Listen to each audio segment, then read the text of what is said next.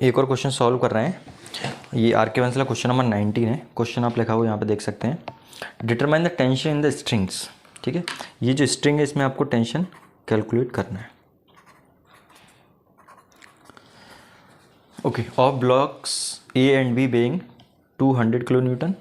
ठीक है, इसका वेट है 200 किलो न्यूटन और ये जो वैल्यू है ये 200 न्यूटन है, नॉट किलो न्यूटन। ठीक है, कनेक्टेड बाई स्ट्रिंग और फ्रिक्शन कंसीडर नहीं करना है क्योंकि फ्रिक्शनलेस है और ये पुली है, इनका कोई वेट नहीं है। ठीक है, ऐसा क्वेश्चन में दिया हुआ है। अब यहाँ पे सबसे बड़ी चीज़ समझने वाली होती है, वो ये होती है कि यदि हम यहाँ पे देखें ये पुली फिक्स है, इससे अटैच है और ये पुली आपका मूव कर सकती है ना। जब वेट मूव होगा तो ये पुली भी ऊपर नीचे मूव कर सकती है। तो देखो आप एक चीज़ समझो, मान ली ये पुली ऊपर मूव कर रहा है ना, चूँकि ऊपर मूव कर, ये जब नीचे की तरफ जाएगा तो ये पुली ऊपर की तरफ मूव करेगी। ये पुली फिक्स है। ठीक है, तो मान लो ये एक्स डिस्टेंस मूव कर रही है यहाँ से, तो बेसिकली ये जो लेंथ है ये भी एक्स कम हो जाएगी, ये लेंथ है ये भी एक्स कम हो जाएगी, ये सब ऊपर चला जाएगा। तो एक्स इधर से कम हुई, एक्स इधर से कम हुई, मतलब इधर कितना मूवमेंट करेगा 2x। तो यदि पुली एक्स ये पुली ए एक्स मूवमेंट कर रहा है तो इसका मतलब जो स्ट्रिंग है यहाँ पे ये 2x मूवमेंट करेगा। ठीक है, ये चीज़ आपको समझ आना चाहिए। तो यहाँ से फिर मैंने क्या निकाला, वेलोसिटी ऑफ ए वो क्या होता है dx/dt, velocity of v dx/dt, लेकिन यहाँ पे x की क्या है, ये 2x है डिस्टेंस, तो d2x/dt। तो v क्या हो गया 2 dx/dt। तो यहाँ से v वेलोसिटी ऑफ v कितना हो जाएगा, double of velocity of a। ठीक है, यदि हम एक्सेलेरेशन की बात करें तो एक्सेलेरेशन क्या होता है dv/dt। तो एक्सेलेरेशन a का निकालना चाहें तो dv/dt, एक्सेलेरेशन b का तो dv/dt। तो यहाँ पे यदि बात करें हम तो यदि b की बात करें तो b में क्या रखेंगे, क्योंकि आपका v किसके बराबर 2va के, तो मैंने b के क्या रख दिया 2va। ठीक है, तो 2 dv/dt आ गया। इसका मतलब सीधा से यहाँ से है कि a का एक्सेलरेशन, ठीक है, और b के एक्सेलरेशन की बात करें तो b का एक्सेलरेशन क्या है, डबल है। मतलब a acceleration of b equals to 2 into acceleration of a। यदि हम a का एक्सेलरेशन a मान लेते हैं, a का एक्सेलरेशन हमने a मान लिया, तो b का एक्सेलरेशन क्या हो जाएगा, तो b का एक्सेलरेशन हो जाएगा आपका 2। ठीक है, लेट एक्सीलरेशन ऑफ a है ना इक्वल्स, मान लो ब्लॉक a का एक्सेलरेशन a है, तो ब्लॉक b का क्या हो जाएगा, ब्लॉक b का एक्सेलरेशन ये आ जाएगा आपका 2a। बस अब यहाँ से सीधा सा चीज़ है, अब हमको इक्विलिब्रियम कंसीडर करना है पहले ब्लॉक b का। ठीक है, तो b का इक्विलिब्रियम कंसीडर करें तो b कैसे जा रहा है, नीचे की तरफ जा रहा है मान लीजिए।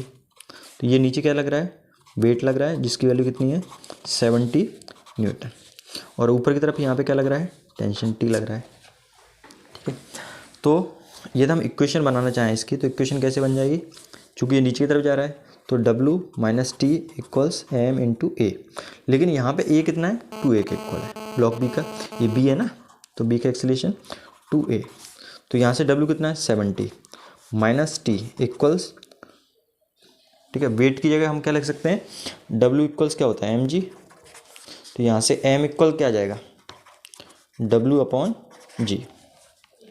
तो 70 माइनस T है ही यहाँ पे, M की जगह लिख सकते हैं हम 70 डिवाइडेड बाई G की वैल्यू 9.81 इंटू 2A। तो 70 minus T equals 70 divided by 9.81, तो ये आ गया आपका 7.1356 कर देते हैं। ठीक है, इसको सॉल्व किया तो, और इंटू 2A, तो 70 माइनस T इक्वल्स क्या आ गया, मल्टीप्लाई कर दो इसका 2 से, तो ये आ गया 14.27A। ठीक है, तो ये एक तरह से एक इक्वेशन बन गया, या हम इसमें ये लिख सकते हैं T इक्वल्स क्या आ गया 70 माइनस 14.27A। आपका एक इक्वेशन यहाँ से ये मिल गया। अब हम क्या करते हैं, इक्विलिब्रियम कंसीडर करते हैं B का, सॉरी B का तो हमने कर लिया है, अब इक्विलिब्रियम हम कंसीडर करेंगे A का। ठीक है, तो यदि हम A का इक्विलिब्रियम कंसीडर करेंगे तो पिक्चर कुछ इस तरह की बनेगी आपकी। ये ब्लॉक है, यहाँ पे वेट कितना एक्ट कर रहा है 200 न्यूटन, ठीक है। और ये टेंशन है इसमें, एक टेंशन इधर एक्ट कर रहा है T और दूसरा टेंशन इस तरफ T एक्ट कर रहा है, ठीक है। और ये कैसे जा रहा है, ऊपर की तरफ जा रहा है ना। ये नीचे की तरफ आएगा तो ऑब्वियसली ये ऊपर की तरफ जाएगा। तो इसमें क्या आ जाएगा आपका 2T माइनस W, है ना। 2T की वैल्यू ज़्यादा होगी W से, तभी ये ऊपर की तरफ जाएगा, इक्वल्स MA। तो और टेंशन हर जगह कांस्टेंट होगी क्योंकि स्ट्रिंग एक ही है।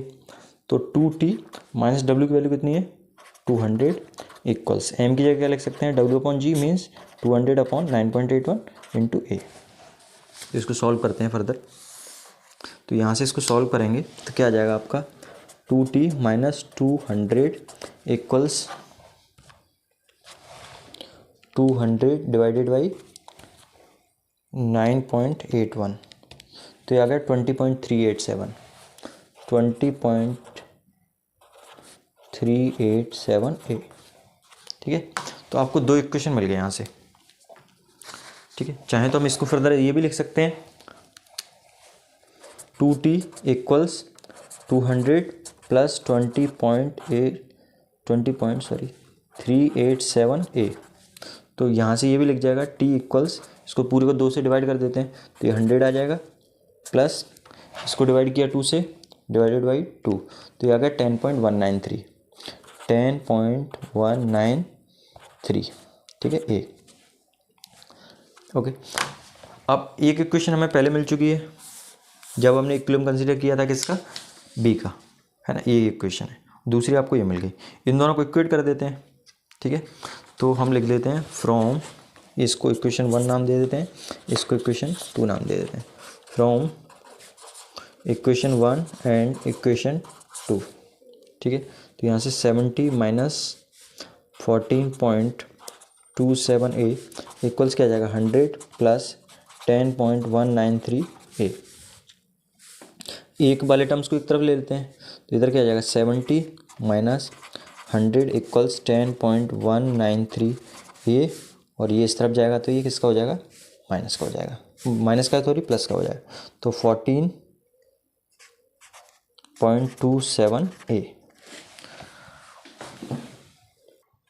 तो इसको सॉल्व करें तो क्या मिलेगा, इधर माइनस का 30 इक्वल 10.19 प्लस 14.27, तो ये आ गया 24.46A।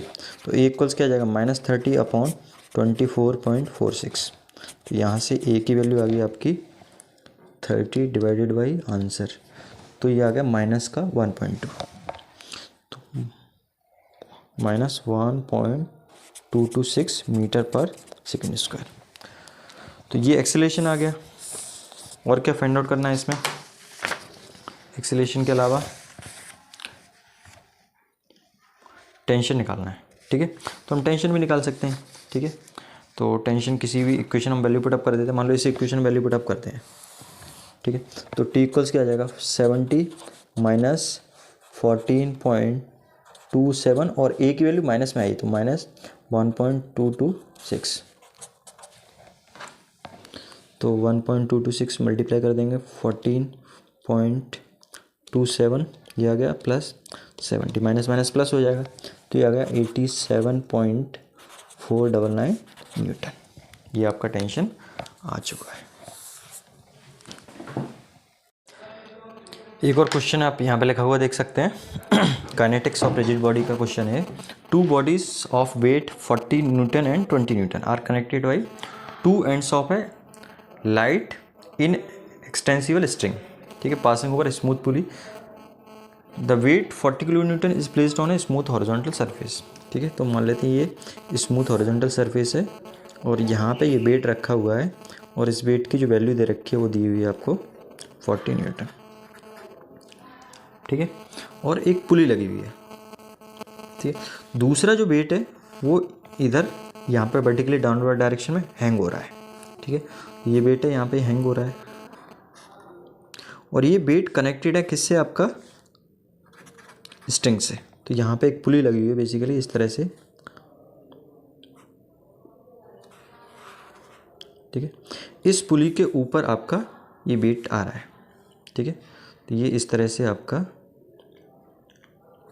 मैं दूसरे कलर से बना देता हूँ इसको, ये स्ट्रिंग है, ठीक है, ये अटैच है।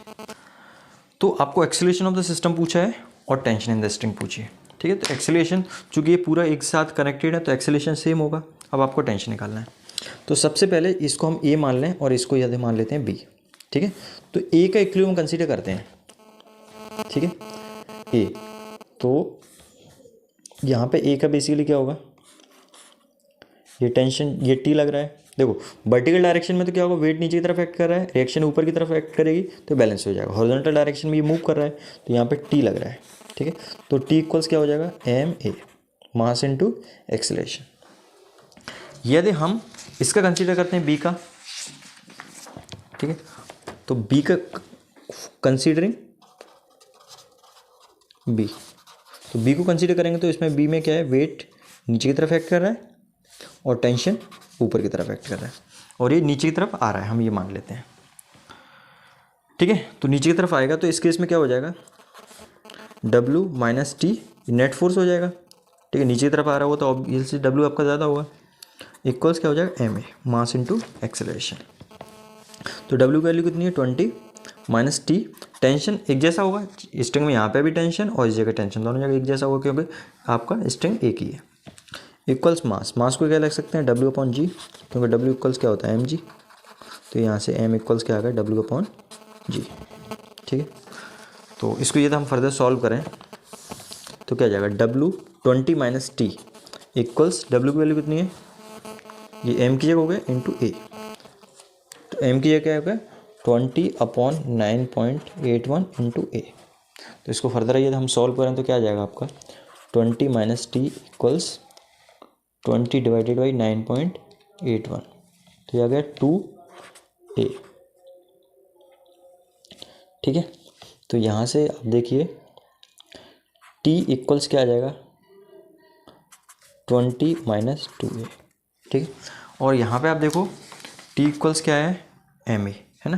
और इसका यदि हम m की बात करें, इसका मास कितना हो जाएगा, इसका मास क्या हो जाएगा, W अपॉन जी, W इक्वल्स mg, तो m इक्वल्स क्या होगा, W अपॉन जी, तो यह क्या जाएगा 40 अपॉन 9.81 ए।